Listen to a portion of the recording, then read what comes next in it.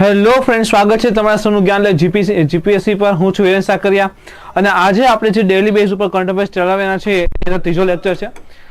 Current અફેર્સની શરૂઆત કરીએ, બરાબર, અને ખાસ એનાલિસિસ જે એક એમસીક્યુ આવે પછી સમજશું એ રીતે નહીં. જીપીએસસી છે તો બસ એને એ રીતે સમજશું. ધ હિન્દુ, બરાબર, ટાઈમ્સ ઓફ ઇન્ડિયાના આર્ટિકલ હશે અને એના આધારે જે છે સમજવાની કોશિશ બી આપણે કરવાના છે, જેથી પીટીની સાથે મેન્સમાં પણ ફાયદો હોવો જોઈએ. શરૂઆત કરીને પહેલા એસટીઆઈ એને આવનારી જે 573 એક બહુ મોટી ભરતી રહેલી છે, એના માટે આપણે જ્ઞાન લાઈવ દ્વારા સ્પેશિયલ એક SSP program, special selection program રાખેલો છે. હેને, એવું નહીં કે ખાલી સ્ટડી સિલેક્શન કરાવવું જ છે, બરાબર, એ રીતનો એક પ્રોગ્રામ છે, એટલે કે એક પ્રકારની બેચ છે જેની અંતર્ગત પીટીની સાથે મેન્સ બંનેની તૈયારી શરૂઆતથી જ કરવામાં આવશે, બરાબર. ઓનલાઈન બેચ રહેલી છે અને ખાસ બેચની વિશેષતામાં કહું ને મિત્રો, તો 100 પ્રિલિમના મોક ટેસ્ટ પેપરની પ્રેક્ટિસ, એટલે કે 20,000 એમસીક્યુની પ્રેક્ટિસ મિત્રો ક્યાંય ન હોય. અને 20,000 એમસીક્યુની પ્રેક્ટિસ કરે તો 100% પાસ થઈ જાય. પ્લસ 250 મેન્સના ક્વેશ્ચન, દરેક સબ્જેક્ટના 250 એમ નહીં કરો ટોટલ. જેમ કે મારું ભૂગોળ હોય તો એના 250 પ્રશ્ન, બંધારણ રાવ સાહેબ લે 250 પ્રશ્ન, વિશાળ હિસ્ટ્રી લે 250 પ્રશ્ન, સાગર સર કલ્ચર લે 250 પ્રશ્ન, સમજાય, બરાબર. તો 250 પ્રશ્ન. ગુજરાત ઇંગ્લિશના પહેલેથી શરૂઆત કરશું અને એના બી 10 ફૂલ પેપર અને છેલ્લે ફરી પાછા 15 જીએસ ના પેપર. ટોટલ તો 35 તો મોક ટેસ્ટ થઈ, હેને, અને ઓલા 250 તો અલગ જ પ્રેક્ટિસના. તો કહેવાય ને કે પીટી તો થશે 20,000 એમસીક્યુની પ્રેક્ટિસ, પણ મેન્સ પણ આની પ્રેક્ટિસ 100% થઈ જશે. તો કહેવાય ને એક પ્રકારની શ્યોરિટી ટાઈપ કે જો તમે બેચમાં એડમિશન લેશો ને અમે કહી છે મુજબ તૈયારી કરતા જાઓ, મહેનત કરો, તો અંદાજિત કહી શકે કે લગભગ પાસ થઈ જ જાઓ. તો આ બેચની વિશેષતા બરાબર રહેલી છે. હવે આ બેચ તમે 1 વર્ષ માટે ખરીદો છો 11,999, 2 વર્ષ માટે ખરીદો 17,999. ફાયદો શેમાં છે? 17,999. એનું કારણ છે કે જીપીએસએ કેન્દ્રમાં કીધું છે જાન્યુઆરી 25માં એક્ઝામ લેશું, ડિસેમ્બર 25માં મેન્સ લેશું, જાન્યુઆરી 25માં પ્રિલિમ્સની વાત છે. તો 1 વર્ષ તો જતું રહ્યું, પ્લસ અત્યારે ખરીદો છો તો પછી શું કરવાનું, એમ જુલાઈથી આવતા જુલાઈ સ્ટોપ થઈ જાય મેન્સ પહેલા. તો તમે જે છે ભાઈ આમાં ફાયદો છે, સ્કીમ છે, તો અત્યારે એનું પરચેસ કરી શકો છો. મહિને 750 રૂપિયા થયા જો 2 વર્ષનો કોર્સ લ્યો ને તો, બરાબર. તો 70697744 પર કોલ કરી વધારે ઇન્ક્વાયરી લઈ શકો. પ્લસ કોઈ ફ્રેન્ડ એમ કે ભાઈ ના સર અમારે ઓનલાઈન ઓફલાઈન ત્યાં આવીને સ્ટડી કરવું છે તો 35,000 ફી રહેલી છે ઓફલાઈનમાં. જે વિશેષતા ઓનલાઈન છે બધી છે. હા, એક વસ્તુ અહીં હોય કે અમે તમારી સાથે હશું, બરાબર, સાથે એટલે કે સામે હશું, ડેઈલી અમે ખુદ ભણાવશું ક્લાસની અંદર, તો એક અલગથી ચામ પણ રહેલો છે, એની મજા પણ હોય છે. તો ઓફલાઈન બી બેચ રહેલી છે, બરાબર. એની પણ ઇન્ક્વાયરી તમે આ નંબર પર કોલ કરીને લઈ શકો છો. પ્લસ ફ્રેન્ડ્સ, આવનારી જે એસટીઆઈ છે એને કહેવાય છે કે જાગ્યતાથી સવાર, અને વહેલા જાગી જાવ તો વધારે ફાયદો થાય. તો વહેલા જગાડવા માટે પ્લસ સિલેક્શન કરવા માટે, શું કરવા માટે? સિલેક્શન કરવા માટે. નોટ ઓનલી પ્રિપેરેશન કે ભાઈ તૈયારી નહીં, પસંદગી પામવું છે. તો એના માટે જ આવનારી તારીખ 21/7 એટલે કે રવિવારના રોજ ગાંધીનગર ખાતે જ સેક્ટર 6 માં આપણી જ્ઞાન એકેડેમી ખાતે સવારે 10 વાગે, કેટલા વાગે? સવારે 10 વાગે એક સેમિનારનું આયોજન છે, જેમાં કોઈ સિલેબસ નથી સમજાવો મિત્રો કે આ ઇતિહાસમાં આ છે, ચંદ્રગુપ્ત છે ને આ છે, નહીં ભાઈ, નહીં. લેખિત ઉપર ફોકસ છે. શેના ઉપર? લેખિત ઉપર, કે કેવી રીતે તૈયારી કરીએ તો પહેલા ઘાયે જે છે પાસ થઈ જવાય, મેરિટમાં નામ આવી જાય. અને તો એના માટે ખાસ સેમિનાર છે. પ્લસ તમારા જીવનના જે પ્રશ્નો મૂંઝવતા હોય છે એ પણ ખાસ રૂબરૂ સોલ્વ કરવાશે. આખી જ્ઞાન લાઈવ જીપીએસની ટીમ તમારી સાથે હશે. તો આ સેમિનારમાં હાજર રહેવા માટે ખાસ કરીને 70697744 પર ફોન કરો, અથવા તો જે આ જે કહેવાય કે વિડીયો છે નીચે લિંકમાં એક ફોર્મ હશે, ગૂગલ ફોર્મ ભરી નાખો, તમારી સીટ અને એક શ્યોર ગિફ્ટ તમારી બુક થઈ જશે. ફ્રી ઓફ કોસ્ટમાં ગિફ્ટ બી રહેલી છે, અને એ બુક એ ગિફ્ટ એવી હશે જે તમારી તૈયારીમાં ફાયદો થાય. કોઈ સિલેબસની કોપી નથી આપવી, અને તમારી તૈયારીમાં ફાયદો આપે ને એવી જ એ ગિફ્ટ રહેલી હશે. તો સીટ અને ગિફ્ટ બંને જે છે નંબર પર કોલ કરી અથવા તો ગૂગલ ફોર્મ ભરી અને રજીસ્ટર કરી નાખો. શરૂ કરીએ સૌથી પહેલા કેટલા સમયથી એક ચર્ચામાં રહ્યા છે સુનિતા વિલિયમ્સ, ભારતીય મૂળના એક એસ્ટ્રોનોટ, અવકાશ યાત્રી સુનિતા વિલિયમ્સ ચર્ચામાં છે. બહુ બધા પ્રશ્ન સાહેબ થયું છે શું, બહુ બધા પૂછતા કે સાહેબ બેચમાં પૂછતા, લાઈવમાં પૂછતા કે સાહેબ એક ઘટના ઘટી છે. સુનિતા વિલિયમ્સ જે છે થોડાક ડેન્જર કન્ડિશનમાં આવેલા હતા, કે શું થયું છે એકચ્યુઅલી એની સાથે, એને ઇવન નાસા, ઇવન બોઈંગ, બરાબર, અમેરિકાની કંપની જે છે એ ભાઈ સાથે મળીને એક મિશન ચલાવતા હતા, અને એની અંદર જે છે એક ઇસ્યુ આવી ગયો. એનાથી જે છે આપણે ભારતીય મૂળના એસ્ટ્રોનોટ સુનિતા વિલિયમ્સ જે છે ચર્ચામાં આવી ચૂક્યા. જ્યારે ઇન્ટરનેશનલ સ્પેસ સ્ટેશન ઉપર, ISS કહેવાય છે, ઇન્ટરનેશનલ સ્પેસ સ્ટેશન, જ્યાં પહોંચેલા હતા, એ તસવીર, એ ફોટા બહુ વાયરલ છે, કે ફરી પાછા સુનિતા વિલિયમ્સ જે છે ISS ઉપર આવે છે, અને જો કેટલા હેપી રહેલા છે. એ વિડીયો બી વાયરલ થયા હતા. અને થોડા સમય પછી એક ઘટના ઘટી રહી છે. 25 જૂન સુધી શક્યતા આવવાની હતી પાછા આવવાની, પણ એમાં પણ ફેર થઈ ગયો.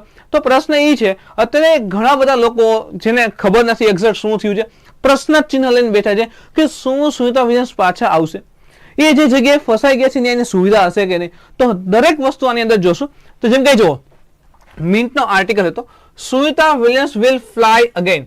The astronaut is going back to space. Check details of her third mission at ISS. ISS that means International Space Station.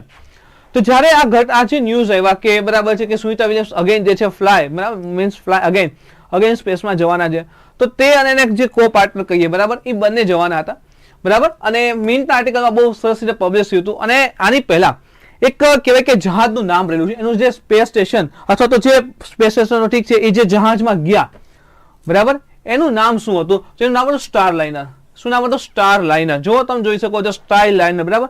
હવે આ સ્પેસ ક્રાફ્ટ કહીએ છીએ, અવકાશયાન કહીએ, એની અંદરનો ફોટો છે. આપણે તો વાય અને સ્વિચું દેખાય, બાકી આમાં આપણને ખબર પડે નહીં, હે ને, કે આપણને દેખાય કે આમાં કંઈક રહેલું હશે ભાઈ, એ સમજતી સ્ટાર લાઇનર. હવે આ સ્ટાર લાઇનરનું નિર્માણ કોને કર્યું હતું? તો નાસા. જ્યાં આપણે એની ઈસરો, અમેરિકાની ઈસરો એટલે નાસા થઈ ગઈ બરાબર. નાસા છે અને ત્યાંની બોઈંગ પ્લેનની કંપની છે, બંને ભેગા થઈ અને સ્ટારલાઇનનું નિર્માણ કરેલું હતું.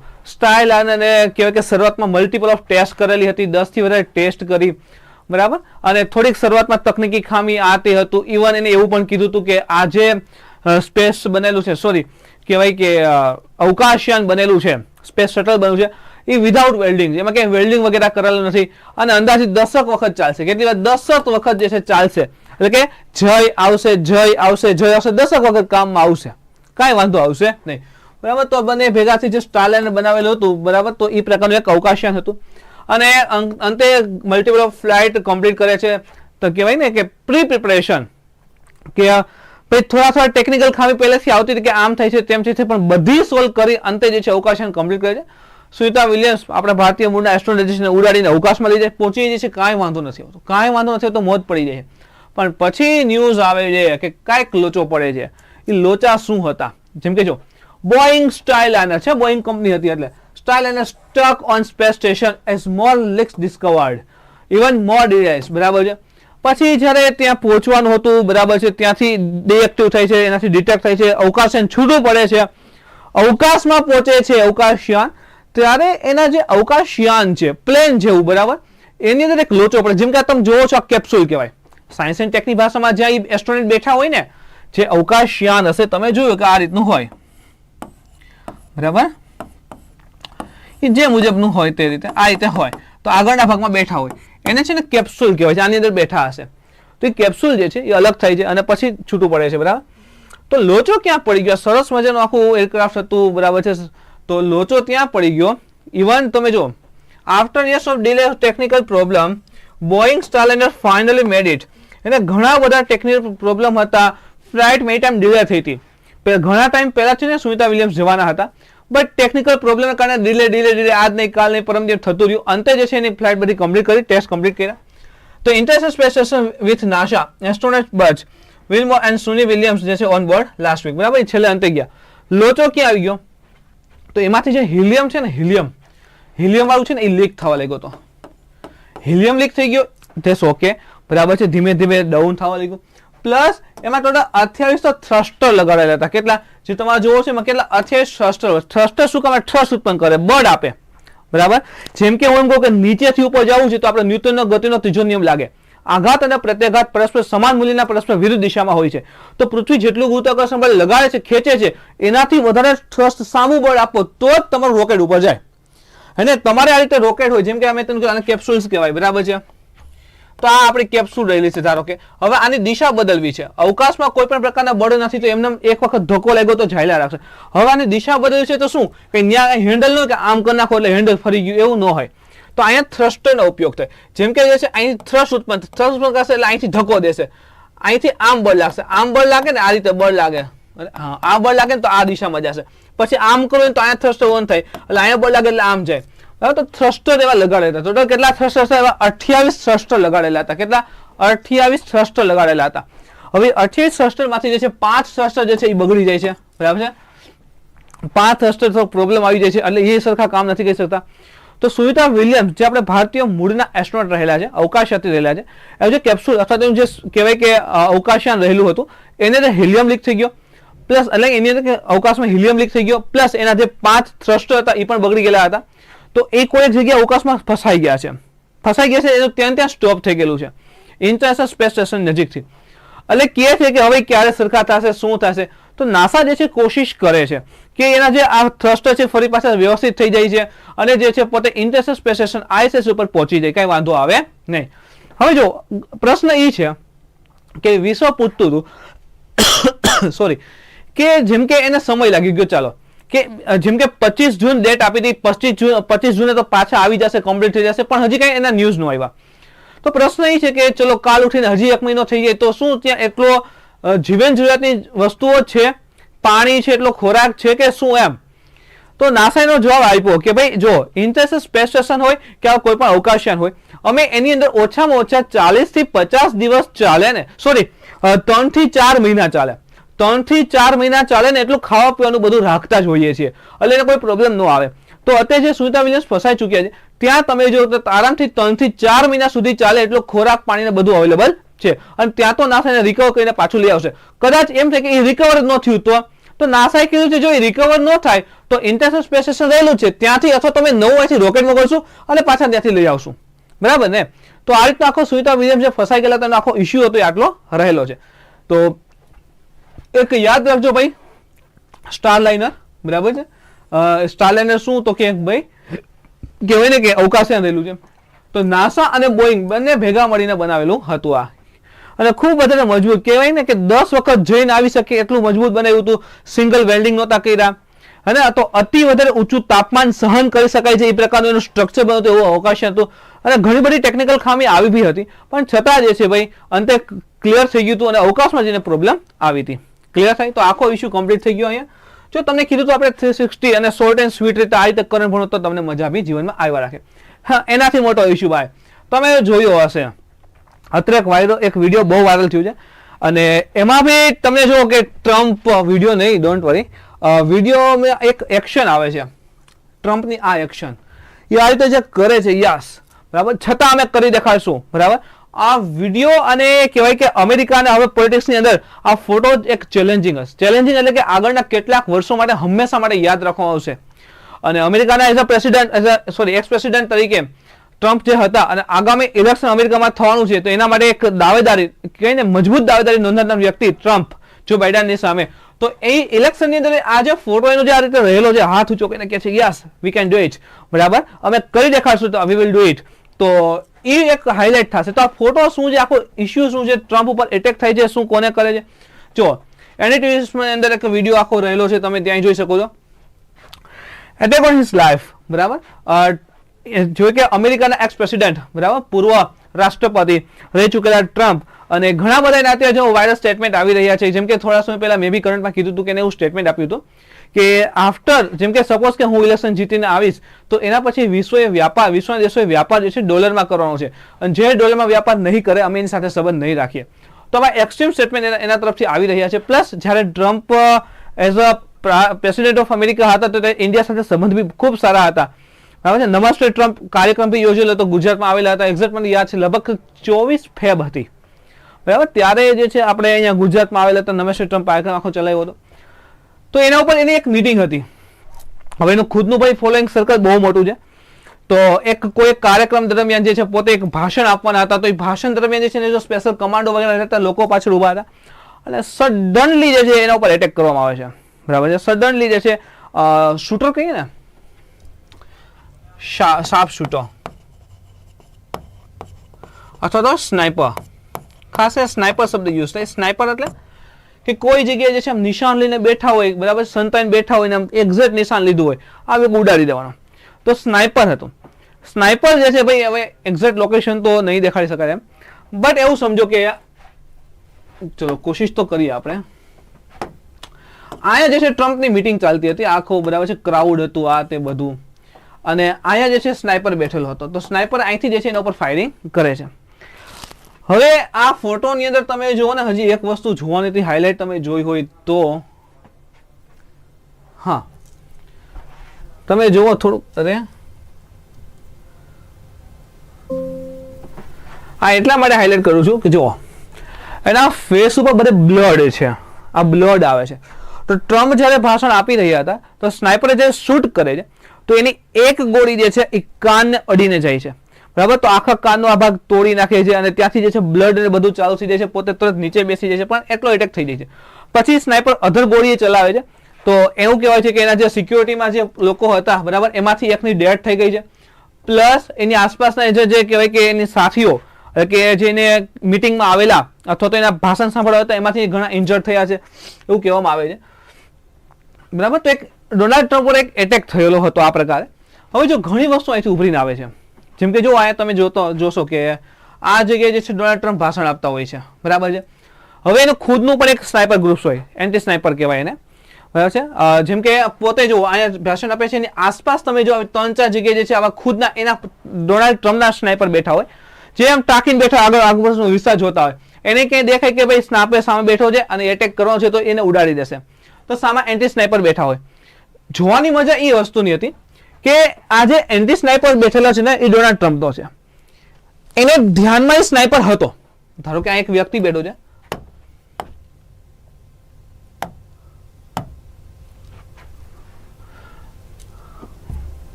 જો ધારો કે અહીંયા સ્નાઇપર બેઠો છે, બરાબર છે, એને ટ્રમ્પ ઉપરનો નિશાન લીધું હતું, તો આના નિશાને આ વ્યક્તિ હતો.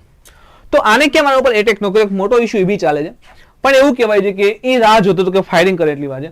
તો આને જેવું અહીંયા ફાયરિંગ કર્યું કે એ ભેગું જે છે આ ફાયરિંગ કરે છે, એના વિડીયો બી આખા રહેલા છે, એ તરત જ ફાયરિંગ કરે છે અને મારી બી નાખે છે. પણ એ સમય દરમિયાન ઘણી ગોળી એને ચલાવી દીધી હોય છે. તો આખો આ પ્રકારનો ઇશ્યુ રહેલો હતો, ભાઈ ટ્રમ્પ ઉપર એટેક થઈ છે. હવે આગામી સમયની અંદર તમે જુઓ, ઉભા રહીજો, હા, આ ટ્રમ્પ ઉપરનો એટેક એટલા માટે ઇમ્પોર્ટન્ટ સાબિત થાય છે કે આગામી સમયની અંદર અમેરિકામાં ઇલેક્શન છે. ટ્રમ્પ એક વખત પ્રેસિડેન્ટ બની ચૂક્યા છે. અમેરિકન સિસ્ટમ છે ને 2 વખત રાષ્ટ્રપતિ બની શકાય, વધારે નહીં. આપણે જેમ ઇન્ડિયામાં કેમ અનલિમિટેડ ટાઈપ જબ તક જાન એના જેવું અહીંયા નથી. તો સેકન્ડ ટાઈમ માટે પોતે આમ કહેવાય ને મજબૂત દાવેદારી નોંધાવે છે. અમેરિકામાં કહેવાય ને એના લોકો વચ્ચે એક ડાઉટ હતો. જો બાઇડન, જેમ કે થોડા સમય પહેલા તમે જુઓ ને તો એક નાટોની અંદરની મિટિંગ હતી. નાટોની મિટિંગની અંદર યુક્રેનના રાષ્ટ્રપતિ, બરાબર છે, ઝેલેન્સ્કી આવેલા હતા. તો ત્યારે જો બાઇડન કહે છે કે વેલકમ પુતિન, બરાબર છે. યુક્રેનની અંદર યુક્રેન પ્રેસિડેન્ટ, બરાબર છે, પુતિન, યુક્રેનના રાષ્ટ્રપતિ પુતિન તરીકે નામ બોલેલા હતા ઝેલેન્સ્કી છે ભાઈ. તો પ્રોબ્લેમ ત્યાં પછી પાછું વળે છે કે હું એના વિશે વિચારું છું એટલે મારા મોઢામાંથી શબ્દ નીકળી ગયો, બાકી તમે વેલકમ છે આ તે.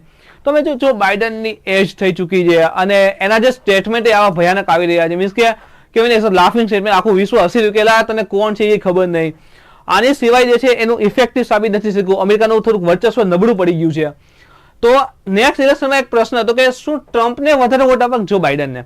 તો ઘણા તો ટ્રમ્પ સાઈડ હતા, બરાબર છે, ઘણા જો બાઇડન સાઈડ હતા, પણ વચ્ચેના લોકો એમ કહેતા કે ભાઈ આગળ કોણ સારું રહેશે, કે જો બાઇડન કે ટ્રમ્પને દેવા. તો આ ઇલેક્શન, આ જે એટેક થયો છે એના પછી ક્લિયર થઈ ગયું કે ભાઈ ટ્રમ્પ સાઈડ જવું જોઈએ, કારણ કે એટેક છે ને તો પોતે નીચે બેસી ગયા. નીચે બેસીને ચાર સાઈડ જો તમે જો વચ્ચે ટ્રમ્પને ચારે વચ્ચે સિક્યોરિટી ગાર્ડે ઘેરી લીધા છે, છતાં ઉભા થઈને કહે છે કે નહીં, અમે તમારી સાથે જઈએ, આગળ વધશું એમ, બરાબર છે. આ શરૂઆત છે, તમે જો ક્લિયર થાય છે, બરાબર. તો એક કહેવાય ને પ્રજામાં સંદેશો ગયો છે કે જો આવા રાષ્ટ્રપતિ હોય છે કે એટેક થયો તો ભાગ્યા નથી, કહે છે કે ના આ અમેરિકાના રાષ્ટ્રપતિ છીએ, બરાબર, એ રીતે કહે છે કે બરાબર. તો હાઇલાઇટમાં છે, આવતી ઇલેક્શનની અંદર બહુ ઇમ્પોર્ટન્ટ સાબિત થવાનું છે આ વસ્તુ. તો આ ટ્રમ્પ ઉપરનો એક એટેક થયો હતો એની વાત આવી ગઈ. ચલો નેક્સ્ટ આપણે જુઓ તો કે ભાઈ view, Modi visit so our relation with Russia not legacy hold out. એક કીધું હતું કે એક સ્ટેટમેન્ટ બહુ વાયરલ થયું હતું કે તમને એ બતાવું statement, no war is distant, બરાબર, નો વોર ઇઝ ડિસ્ટન્ટ. આ એક શબ્દ બહુ વાયરલ થયો છે અત્યારે. યુદ્ધ થઈ શકે ભાઈ, હા, સંભાવિત હોય બધી જગ્યાએ. હવે આ કીધું કોણ, આ તે તમે જો તો એરિક ગાર્સેટી. એરિક ગાર્સેટી જે છે, આઈ થિંક જો હું ખોટો નથી તો વધારે તો મેં આમાં સર્ચ નહોતું કર્યું, પણ જેટલું સમજેલો તેના મુજબ એરિક ગાર્સેટી જે છે કહેવાય કે અમેરિકા તરફથી ભારતની અંદર જે છે આપણે કહીએ ને રાષ્ટ્રદૂત હતા અને એકદમ મીઠી ભાષાવાળા વ્યક્તિ છે. અત્યાર સુધી એને હંમેશા મીઠી મીઠી ભાષામાં બધી વાત કીધી, પણ એને મીઠી ભાષાના વ્યક્તિ જે છે ભાઈ ખુલીને સ્ટેટમેન્ટ આપ્યું. એરિક ગાર્સેટ, બરાબર છે, no war is distant, blunt message to India over PM Modi's Russian trip, બરાબર છે. અને મિત્રો એવું હશે તો સ્પેશિયલી એક વિડીયો બનાવવો છે, મારી ઈચ્છા છે જ કે પીએમએ જે રશિયાની વિઝિટ લીધી છે, બરાબર, ઓસમ ઓસમ એટલા માટે કે જનરલી શું હોય, જેમ કે કોઈ વ્યક્તિ આપણે અહીંયા કોઈ દેશના રાષ્ટ્રપતિ વડાપ્રધાન કે આવે તો આપણે રાષ્ટ્રપતિ ભવનમાં એમાં એનું જમણવાર હોય છે. હવે અહીંયા એવું થાય છે કે જ્યારે પ્રધાનમંત્રી નરેન્દ્ર મોદી રશિયા વિઝિટ કરવા જાય છે તો ત્યારે પુતિને ડોચામાં જમણવાર છે. ડોચા ક્યાં જમણવાર છે? ડોચામાં જમણવાર છે. ડોચા એટલે શું થાય ખબર? Farm house, personal farm house. એટલે આપણે કેમ અહીંયા ફાર્મ હાઉસ આપણે નજીકના મિત્રો એને લઈ જઈએ, બહુ આપણે મિત્ર હોય એની સાથે સંબંધ હોય કે ભાઈ હાલને આપણે મિત્ર છીએ આપણે જઈએ, તો બાકી તો એના જે રાષ્ટ્રપતિ ભવન હોય ત્યાં જમણવાર કહી શકાય ને. તો પુતિને જે છે પીએમ મોદી સાહેબને ડોચામાં લઈ ગયા અને કે આપણે ત્યાં જમણવાર કરશું. જો એટલે કેટલો વધારે પડતો નટકનો સંબંધ આપ્યો કે ભાઈ તો આપણે ફ્રેન્ડ જેવા છીએ, તો આપણે ફાર્મ હાઉસ હાલને ભાઈ અહીંયા હું હોટલમાં જમી કે હાલ આપણે ફાર્મ હાઉસ જે શીખા હોય કે, તો એના ડોચામાં જે છે જમણવાર રાખે છે. પ્લસ મોદીને વિઝિટ કરવા જાય છે ત્યારે ગાડી પોતે આંકે છે, પુતિન સાહેબ પોતે ગાડી આંકે છે, મોદી સાહેબને બેહાડે છે. તો આમ થોડીક કહેવાય ને આપણા પણનો ભાવ વધારે પડતો દેખાડ્યો છે, ક્લિયર થાય છે. ઇવન મોદી સાહેબ ત્યારે જ્યારે ઇન્ડિયન ડિપ્લોમેટ્સ ત્યાં જે આપણા ભારતીય મૂળના લોકો રહેલા છે, ડાયસ્પોરા કહીએ છીએ, એને મળે છે તે ગીત ગાય છે, હને, સર પે લાલ ટોપી રૂસી. એક હાઇલાઇટમાં એવું છે, ઘણી વાર આપણે જીપીએસસી પૂછે છે આ ગીત કોને લખેલું છે, ક્યારે ગવાયું છે, કઈ પિક્ચરનું છે, ક્યારેક એવા બી પ્રશ્નો મેં જોયેલા છે. એટલે સર પે લાલ ટોપી રૂસી ફિર વે દિલ હૈ હિન્દુસ્તાની. તો કહે છે કે એ ગીત ખાલી ગાવા માટે નહોતું, ભારત અને રશિયાના સંબંધો પણ એની સાથે જોડાયેલા હતા જે આજ સુધી રહેલા છે. તો જો ક્યાંથી ક્યાં સુધી ડીપનેસ તમે જો મજા જેવા રાખે સમજતા હોય ને તો view Modi visit so our relation with Russia not legacy hold out, બરાબર છે. તો ઇકોનોમિક્સ ટાઈમ્સનો ઇશ્યુ છે ભાઈ આ વસ્તુ અમેરિકાને પસંદ નથી આવી તો એનો પ્રશ્ન છે, આપણે એમ થઈ ગયું પણ જોઈએ આપણે સમજીએ. જો અમેરિકા તરફ છે ને હવે અમેરિકા ભારત તરફ વધારે ઝૂકી રહ્યું છે, વધારે હાથ આગળ વધારી રહ્યું છે. જેમ કે અમેરિકા જે છે, અમેરિકાનું નાસા અને ભારતનું ઇસરો વિશ્વનો સૌથી મોટા એક સેટેલાઇટ, સૌથી હેવી સેટેલાઇટનું નિર્માણ કરી લોન્ચ કરવાની વાત કરે છે. પ્લસ નેક્સ્ટ યરમાં કહે છે કે જે આપણું ઇન્ટરનેશનલ સ્પેસ સ્ટેશન રહેલું છે ત્યાંથી ભારતીય વ્યક્તિને નાસા સિલેક્ટ કરી અને ત્યાં લઈ જશે એસ્ટ્રોનોટ તરીકે. તો જો ભારત ઇવન અમેરિકાની મોટી કંપની ઇન્વેસ્ટ કરી છે, ઇવન એપલ લઈ લો ભાઈ, એપલ લઈ લો, આપણે ઇન્વેસ્ટ કરી રહી છે. તો અમેરિકાની ઘણી બધી ઇન્વેસ્ટમેન્ટ, ઇવન ઘણા બધા કરાર, કોમકાસા છે, લેમોઆ છે, બરાબર, એ બધા એગ્રીમેન્ટ થઈ ચૂક્યા છે. તો કહેવાય છે જે સોમિયા રહેલો છે ઇવન, તો આ બધા એગ્રીમેન્ટ અમેરિકાએ ભારત સાથે કરેલા છે. તો કહે છે કે ભાઈ અમે ભારત સાથે સંબંધો રાખીએ છીએ વ્યવસ્થિત, પણ જો આ તે રશિયા સાથે સંબંધો વધશે તો અમને નહીં માફક આવે. ઇનડાયરેક્ટલી આ પ્રકારનો સંદેશો આપ્યો છે. તો જે મોદી સાહેબની અત્યારે રશિયામાં જે વિઝિટ હતી એ કહેવાય ને અનબિલિવેબલ, જોરદાર સાબિત થઈ છે. અને જ્યારે મોદી સાહેબ રશિયા જઈને મીટ કરે છે, હક કરે છે પુતિનને, તો ત્યારે તો બરાબર છે યુક્રેનના રાષ્ટ્રપતિ ઝેલેન્સ્કીને તો સહન નથી થતું, આડા સ્ટેટમેન્ટ આપવા મળ્યા છે. પણ ઠીક છે, આ બધું ચાલી રહ્યું છે. જો બરાબર એક મોટો ઇસ્યુ આ પણ છે અત્યારે, એટલે અમેરિકાને છે પસંદ નથી એવું, બરાબર. યુએસ એમ્બેસેડર જો છે, કીધું ને કે લગભગ હું ખોટું નથી જ કે ભારતની અંદર જે યુએસ એમ્બેસેડર રહ્યા છે Eric Garcetti said several times during his speech that both India and the US should not take their regime for granted.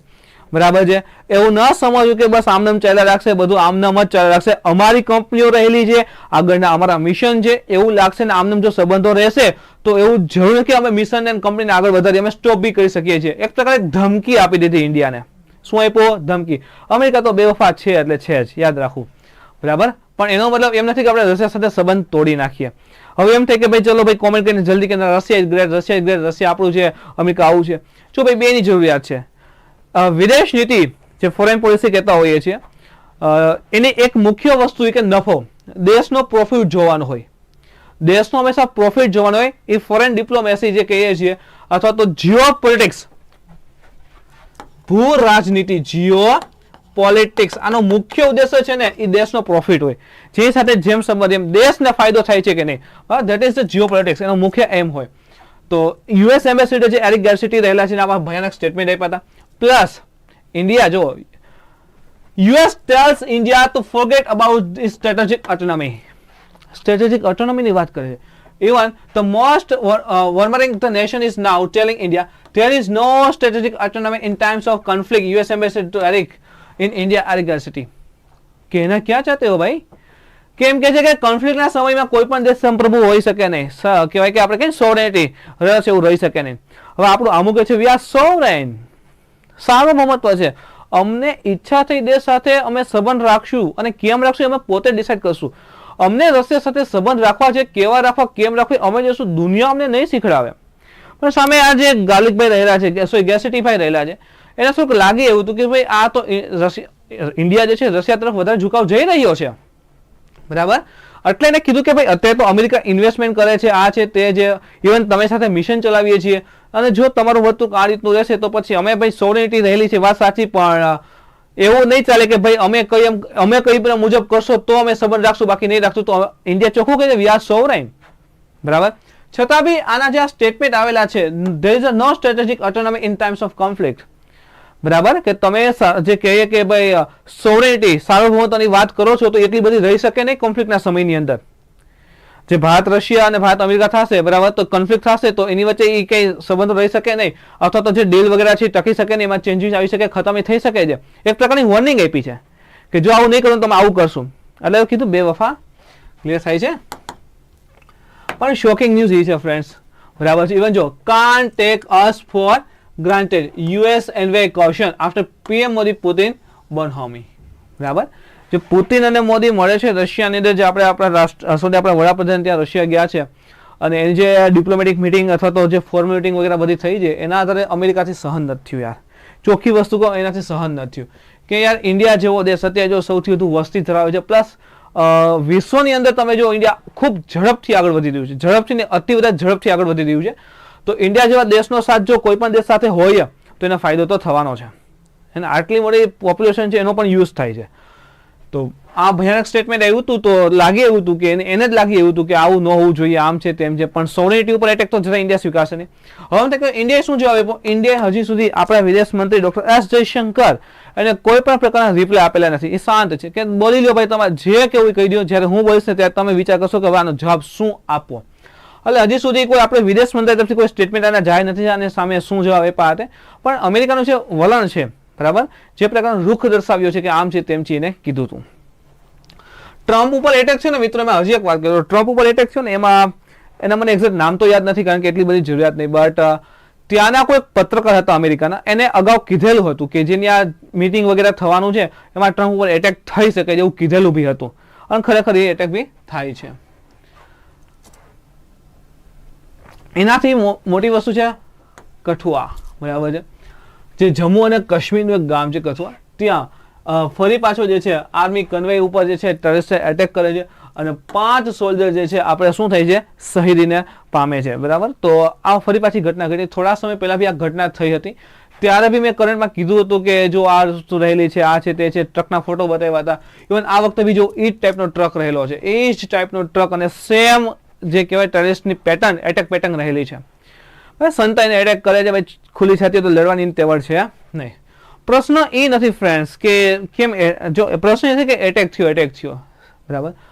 મોટો પ્રશ્ન એ છે કે અત્યારે હવે જ કેમ એટેક.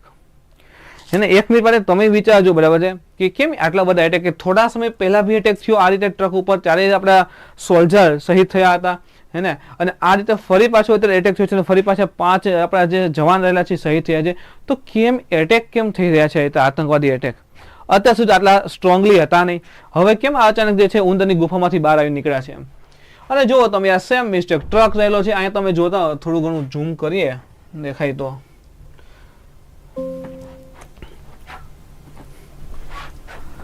થોડું ઘણું દેખાવાની કોશિશ કરું, આમ થોડુંક 3D એનિમેશન ટાઈપનું તમે જુઓ ને તો આ બુલેટના પ્રૂફ છે કે બુલેટ એટેક થયો છે. હવે રાઇફલથી એટેક વગેરે થયા છે કે તો અહીં દેખાતા દેખાય બધા બુલેટ એટેક થયા છે ટ્રક ઉપર. તો એ વખતે આની પહેલા કીધું હતું કે આ જે આગળનો કાચ છે બુલેટ પ્રૂફ કાચ લેવાની જરૂરિયાત છે. કોઈ એમ કે સાહેબ અતિ વધારે પાવરફુલ ગોળી હોય તો સીધો બુલેટ પ્રૂફ થોડોક ભાઈ ટકાવી શકશે, બુલેટ પ્રૂફ તો તૂટી જશે. પણ જો અત્યારના જમાના એટલા હાર્ડ બુલેટ પ્રૂફ આવે છે, કાચ આવે છે કે એક ગોળીમાં તો નહીં જ તૂટે. જેમ કે અહીંયા ફ્રન્ટ ભાગની અંદર જે છે હાઈ લેવલના બુલેટ પ્રૂફ કાચ રાખી દો તો 17, 18, 15, 17 ગોળીઓ અહીંયા લગાવે ને, 15 થી 17 ગોળીઓ મારે ધડ કરીને ત્યારે બુલેટ વીક થઈને તૂટવાની શક્યતા છે. પણ 15 થી 17 ગોળીઓ મારશે ત્યાં તો આપણા જવાન જે છે રેડી થઈ ગયા છે બંદૂક લઈને સામો એટેક કરવા માટે. આ તો કેવી ગોળી સીધી લાગી ગઈ, ટાઈમ જ નહીં મળે. ઓલ તો 15, 17 ફાયર કરે ત્યાં તો આપણા જવાને બંદૂક બધું તૈયાર જ છે, સામે ઉડાડી દીધા હશે, બરાબર. તો ખાસ કરીને અહીંયા એવું કહી શકે ડિફેન્સ જે રહેલું છે આપણું ડિફેન્સ, ડિફેન્સ એ થોડુંક છે ને ભાઈ આ ઇક્વિપમેન્ટ વગેરેમાં જે છે ઇક્વિપમેન્ટ વગેરેની અંદર ઇન્વેસ્ટ કરવાની જરૂરિયાત છે, ઇન્વેસ્ટ કરવાની જરૂરિયાત રહેલી છે. અને યાર જો યાર આપણા સોલ્જર કઈ શહીદ થવા માટે કે આની ગોળીઓ ખાવા માટે ભાઈ આર્મીમાં નથી જોડાતા. સોરી ફ્રેન્ડ્સ, હે એ ઇન્ડિયાની સુરક્ષા માટે મરવા માટે નથી. આની સાથે હજી બીજા ફેક્ટ બી આના જ જોઈએ. જેમ કે જો એટેક કેવી રીતે થયો, શું હતું. જેમ કે જો army vehicle attack in Jammu and Kashmir Kathua. તો અહીંયા તમે જો સ્પષ્ટ દેખાય છે એટેક થાય છે, બરાબર. આર્મીનો ખટાવો રહેલો છે અને 5 જે છે આપણા આર્મી મેન જે છે આમાં શહીદ થઈ જાય છે. તો ખાસ કરીને ડિફેન્સ બજેટ આની અંદર ઇન્વેસ્ટ કરો યાર. હવે એટેક કેવી રીતે થયો તો જો તમે જો આ પહાડ છે, અહીંયા ખીણ છે અને અહીંયા આર્મીનો ટ્રક છે આપણો, બરાબર. હવે આ જે પ્લેસ જેવો છે ને આ પ્લેસ, અહીંયા આતંકવાદીઓ છુપાયેલા હતા ભાઈ, સંતાયેલા હતા, ખુલ્લી છાતે લડવાની તેવડ નથી એની હાથ પેઢીમાં જો. અને આપણો આર્મીનો ટ્રક જતો, જગ્યાનું લોકેશન જો કેવું એને પકડે છે યાર. લોકેશન જુઓ કે અહીંયા આપણો આર્મીનો ટ્રક છે, અહીંથી જે છે એ શું કરે છે, એટેક કરે છે. અહીંથી એટેક કર્યો. હવે આ ટ્રક જે છે રિવેસ જઈ શકે, બરાબર છે, પણ એ કેવું છે અઘરો રસ્તો છે જો ખીણ વાળો. હવે અહીંથી ટર્ન વગેરે રિવેસ જવા થાય તો ફ્રન્ટ જ છે, ત્યાં રાખે આગળ કે પાછળ જે સામે તો ફ્રન્ટ આતંકવાદી ઉભા જ છે, એટલે આમ ટર્ન લઈ ન શકે. આ સાઈડ ખાય છે એટલે ફરજિયાત એટેક થશે ને બધી ગોળીઓને લાગશે. હવે તો જો લોકેશન કેવું પસંદ કર્યું હતું. તો આ રીતે જે છે ને આપણે આર્મી ઉપર જે છે એટેક થયો અને 5 જણા જે છે શહીદ થઈ ગયા હતા. એટલે આ પ્રશ્ન ઉપડ્યો હતો કે ભાઈ હવે આનો વળતો જવાબ ભારત 100% આપશે, 100% આપશે. અને એનાથી મોટો પ્રશ્ન મેં કીધું એમ જો કહે છે ગવર્મેન્ટ ટુ એવેન્જ, બરાબર છે, કઠુઆ ડેટ્સ, બરાબર છે, વેઇટ ઓપ્શન છે ભાઈ. ગવર્મેન્ટ જે છે પૂરેપૂરી તૈયાર છે કે ભાઈ આજે કઠુઆમાં ડિસ્ટ્રિક્ટની અંદર જે છે આપણા જવાનો ઉપર એટેક થયો છે ને પૂરેપૂરી તૈયારીમાંથી એનો જવાબ આપશે, રિવેન્જ લેશે, બદલા लिया जाएगा इसका, सबका बदला लेगा तेरा ફૈઝલ કહે છે ને. એટેક કેમ વધી રહ્યા છે, મોટો પ્રશ્ન આ હતો. સતત ને સતત કેમ એટેક વધી રહ્યા છે. જો તાજેતરમાં સુપ્રીમ કોર્ટે કીધું હતું કે હવે જમ્મુ અને કાશ્મીરની અંદર ઇલેક્શન થઈ શકે છે 30 સપ્ટેમ્બર. કઈ 30 સપ્ટેમ્બર? અરે યાર તમે અલગ અલગ મૂવી જોતા હશો, કહે છે કે ભાઈ જમ્મુ અને કાશ્મીર શાંતિ કેવી રીતે લેવા દઈ શકીએ. અને એલઓસી બધાને ખબર જ છે કે એલઓસી વટીને આતંકવાદી આવે છે, કયા દેશનું નામ લેવાની જરૂર નથી, બરાબર છે, નામ જ એવું છે. અગર ના લગાડો એટલે નાપાક થઈ જશે. પાકનો મીનિંગ થાય પવિત્ર, સ્થાનનો મીનિંગ થાય જમીન, પણ આગળ નાપાક અગર અપવિત્ર ભૂમિ થઈ જાય, હવે એટલે નાપાક કરતા હોય તો કહેવાની જરૂર નથી કે આતંકવાદીઓ ક્યાંથી આવે છે. એલઓસી જે છે ક્રોસ કરી અને ઇન્ડિયાની અંદર આવે છે અને આ જે છે આતંકવાદ ફેલાવે છે. તો જમ્મુ અને કાશ્મીર જ્યાં શાંતિ સ્થપાવવા જઈ રહી છે, એકદમ શાંતિ સ્થપાવવા જઈ રહી છે, બરાબર છે. ઇવન ત્યાં ઇલેક્શન થવાના છે 30 સપ્ટેમ્બર. સુપ્રીમ કોર્ટે કીધું છે કે ઇલેક્શન કરી નાખો, વાંધો નહીં. તો એટલે ઘણા બધા આતંકવાદીઓ છે, મુજાહિદીન વગેરે હોય, એનાથી આ સહન નથી થતું કે ત્યાં શાંતિ કેવી રીતે બની શકે. કહેવાય ને કે હિન્દુ જે છે એ ગીતા વાંચે અને મુસલમાન જે છે એ કુરાન સાથે બેસીને વાંચે, બરાબર છે, બધા સાથે બેસી. હિન્દુ ગીતા વાંચે, મુસલમાન કુરાન વાંચે, એ કેમ શક્ય થવા દેશું અમે? અમુક આતંકવાદીઓ, બરાબર છે, મીન્સ કે આતંકવાદી સોચ આવી છે કે બધા ભેગા મળી બેસીને રહેવાનું છે, મારો બધા અંદર અંદર બધાને આવું કરો, બરાબર. એક આ મોટો ઇસ્યુ છે. આનાથી મોટો ઇસ્યુ ભાઈ ગવર્મેન્ટ પોતે. ઇવન જો self promise assembly election statehood next of Kashmir agenda after successful Lok Sabha polls. જે તમને ખબર છે કે 2024 લોકસભાનું ઇલેક્શન થઈ ગયું, 18મી લોકસભાનું ઇલેક્શન થઈ ગયું છે. પૂછી લે કેટલામી લોકસભા ચાલે છે તો હવે યાદ રાખજો 18મી લોકસભા ચાલે છે. તો 18મી લોકસભા જે શરૂ થઈ, હવે એ વિસ્તારમાં જમ્મુ અને કાશ્મીરની અંદર ઇલેક્શન બહુ સારું રહ્યું. પ્લસ કહેવાય છે મોર દેન 50%, આઈ થિંક સો મોર દેન 50% કે તેથી વધુ જે છે વોટિંગ આવ્યું છે. પહેલી વખત જમ્મુ કાશ્મીર આટલું બધું વોટ પડ્યા, આટલું બધું લોકોએ ભાગ લીધો લોકશાહીની અંદર, એટલે કે કોણ લોકસભાનો સદસ્ય બનશે નહીં બને. તો એનો મતલબ જે જમ્મુ અને કાશ્મીરનો પર્સનલ લેવલ છે ધીરે ધીરે સુધરી રહ્યો છે, બરાબર. એક આ પણ વસ્તુ હતી. અને એની સાથે મોટી વસ્તુ મિત્રો આ fight against terrorism in Jammu and Kashmir in last stage. PM Modi સાહેબે આપણા વડાપ્રધાને સંસદની અંદર કીધું હતું કે હવે જમ્મુ અને કાશ્મીરના આતંકવાદ છે ને એના લાસ્ટ સ્ટેજમાં છે, છેલ્લા શ્વાસ લે છે ભાઈ, ઓક્સિજન ઉપર છે, જેવું હટે એટલે ખતમ થઈ જશે. હવે આતંકવાદીઓ કે યાર એ ક્યાં કહી દિયા આપને, ભારતીય સંસદ છે, બરાબર છે. પણ ખરેખર તમે જો તો આ ફેઝમાં અત્યારે પહોંચવા આવીએ છીએ આપણે. તો મોદી સાહેબે કીધું કે ભાઈ જમ્મુ અને કાશ્મીરના ટેરરિઝમના લાસ્ટ સ્ટેજમાં છે. હવે વડાપ્રધાન સ્ટેટમેન્ટ આપે એટલે એનો મતલબ કે હવે ખતમ કરવા ઉપર છે. તો ટેરરિસ્ટે શું કીધું, આતંકવાદીઓ પોતાની હાજરી દર્શાવવા કે ભાઈ લાસ્ટ સ્ટેજમાં નથી, અમે હજી વર્કિંગ કરીએ છીએ એવું દર્શાવવા માટે છે સતત આવા એટેક શરૂ કરેલા હોઈ શકે. તો આના મલ્ટીપલ રીઝન હોઈ શકે, જેમાંથી આ 2-3 રીઝન ખાસ દેખાતા હતા, એ તમને વાત કરી. ફ્રેન્ડ્સ હજી એક વસ્તુ એ છુપાયેલી છે આની સાથે. જો ખાસ કીધું એમ ડિફેન્સમાં ઇન્વેસ્ટમેન્ટ વધારવાની જરૂર છે ખાસ, અને એમાં આ ટ્રક વગેરે છે ને મોડર્નાઇઝ કરો, બુલેટ પ્રૂફથી સજ્જ કરો. આજે એક રશિયા અને ઇન્ડિયા અને જે અમેરિકાનો ઇસ્યુ ચાલ્યો છે એની અંદર એક એવો પણ છે કે અમેરિકા એવું માને છે, ઇવન વિશ્વ બી એવું જ માને છે કે ખાલી ને ખાલી ભારત અને રશિયા વચ્ચે એક ડિફેન્સ ડીલ જ હોય છે. કઈ છે? ખાલી ડિફેન્સને લઈને જ છે, ડિફેન્સ ડીલ જ રહેલી છે, બાકી નથી. આમ કે હથિયાર જે છે લે છે, આ છે તે છે, બાકી કઈ સંબંધ નથી. તો આ વાત ખોટી છે. બરાબર, ભારત અને રશિયા વચ્ચે ટ્રેડિંગ બી સારું છે, ઇવન ઓઇલ પરચેસ કરીએ આ તે બધું. અમેરિકા સાથે બી આપણે સંબંધો સારા છે. બરાબર છે, એની પાસેથી એન્જિન વગેરે ખરીદીએ છીએ આપણે, અને ઘણી બધી વસ્તુ અમેરિકન જે છે એ યુઝ કરીએ છીએ આપણે ટેકનોલોજી એડવાન્સમેન્ટ માટે ને એમ. તો અમેરિકા એક પ્રકાર આ રીતે ધમકી આપે તો પછી અમે બંધ કરી દેશું એમ. બરાબર, તો એક આ વ્યૂ પણ આમાં જોડી શકો છો કે ખાલી ડિફેન્સ ડીલ નથી, અલગ અલગ સેક્ટરથી પણ આપણા રિલેશન જે છે રહેલા છે. તો અમેરિકાથી આ વસ્તુ સહન નહીં થતી એમ, એ કે આગામી વર્ષમાં જે સંબંધો ચેન્જ થઈ શકે, ઇક્વેશન જે છે પરિવર્તન આવી શકે છે. ક્લિયર થાય છે? તો આ જે મેજર ઇસ્યુ છેલ્લા કેટલાક સમયથી કહેવાય કે હાઇલાઇટમાં હતા એ કમ્પ્લીટ થયા છે. બરાબર, ખાસ કરીને આવા સ્ટેટમેન્ટ આવે પ્રાઇમ મિનિસ્ટર તો ત્યારે થોડુંક આમ હાઇલાઇટમાં આવે કે જમ્મુ અને કાશ્મીર થોડુંક હાઇલાઇટમાં રહેશે. થોડા સમય જમ્મુ અને કાશ્મીર પર વોચ રાખશો. 30 સપ્ટેમ્બરમાં તો ઇલેક્શન છે, તો હાઇલાઇટ સતત ને સતત રહેશે.